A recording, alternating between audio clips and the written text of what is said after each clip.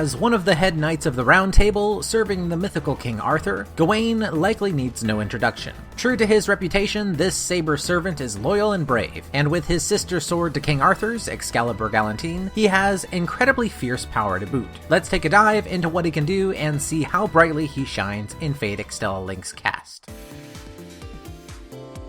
Gawain's normal attacks consist of a 5-attack string. He will make a big slash right, back left, light his sword with fire and slash right again, left again, and then finish with a somersault and smash. Right off the bat, this attack string should feel comfortable to most players, as it is actually a very standard Warriors formula attack string. No pauses in the middle or zipping off in any direction. He's just swinging his sword in a very rhythmic fashion while taking small steps forward to push his position. It's fine, but it doesn't really stand out in any big way. Let's see if he can shine a little bit more in his unique attacks.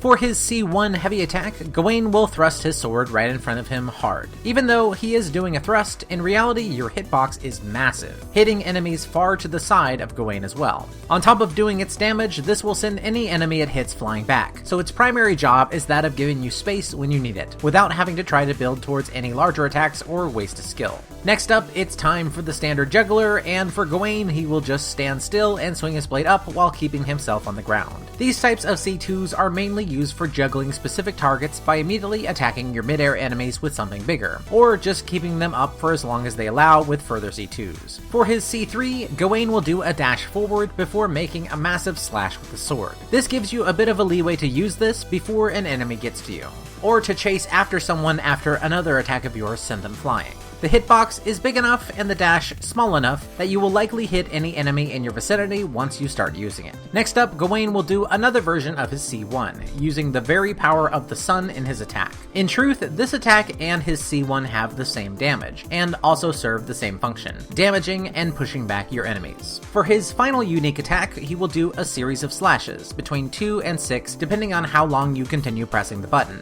before finishing this with one dash and slash. Whether you want to extend this or not depends on if you manage to catch your desired target in the first hits, as well as if you think you're going to be attacked while standing there. In the right circumstances, especially using a wall or corner to trap your foes, this can be used repeatedly to inflict massive damage, and as long as you've kept your back safe, its long channeling time also makes it a good chance to activate any power-up codecasts that you brought along to the battle. All in all, another pretty standard but effective collection of attacks for a saber. Next up, let's check out his active skills.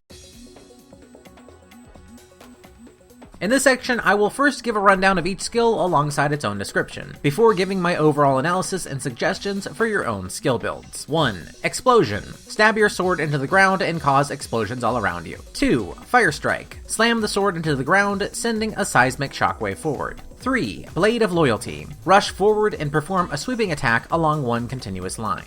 4. Holy Sword Release. Briefly imbue your sword with the power of the sun, increasing your attack range. 5. Burning Sword Flash. 3 consecutive attacks, each causing a shockwave. 6. Numeral of the Saint. Enter a special guard state, which nullifies enemy attacks and automatically counterattacks for a brief time. And 7. Blade of the Sun. A chain of flaming sword swings, launching the enemy up into the air before slamming them back down again. I promise that this is not something that I have to say for every character. When it comes to Gawain, I honestly just don't have much to add. You can really use whichever one of these you like. About the only question when it comes to worth is Holy Sword Release, as unlike other similar buffing skills, this one does not increase your attack damage. Its value is entirely dependent on if you think you need extra range in exchange for one of your skill slots, or due to Gawain not having many area attacks, if you feel you need to pick up more KOs on the side with every swing. By the same token, whether or not you want to include Numeral of the Saint, his guard counter skill, is also up to personal taste. Due to Gawain having a pretty high defense stat, a guard skill like this one isn't as important to bring along compared to someone with low defense like Tamamo no Mae.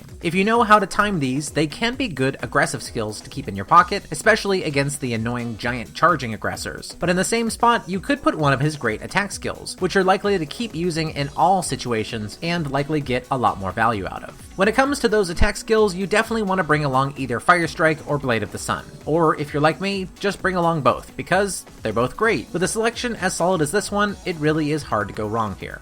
Although, like much of the rest of the cast, there's nothing extra to mention when it comes to Gawain's drive skill and noble phantasm, I do want to pay brief mention to this, which states that Gawain has heightened abilities between certain hours given his association with the sun. As far as I can tell, this does not actually have any effect in Fate Extella Link. It's simply a lore detail, and is only barely represented in the actual game by being the name of one of his active skills. Well, that's just about everything there is to say, so let's go ahead and see how Gawain fares in the rest of the cast.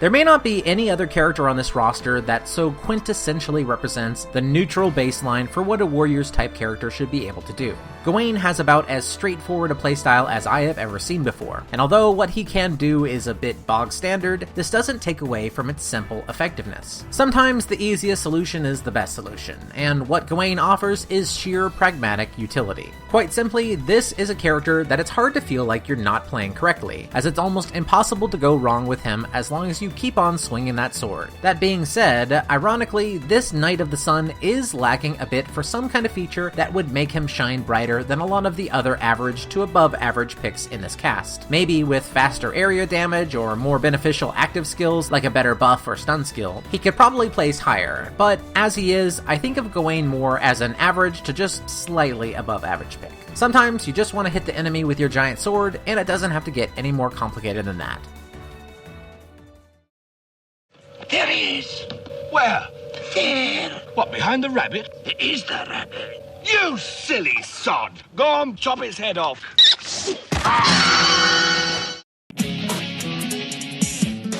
I'd like to give a special thank you to my top patrons Minute Rice, Henry Gutierrez, and Ignis Isel, as well as everybody else who's currently supporting me on Patreon. Thank you all very much.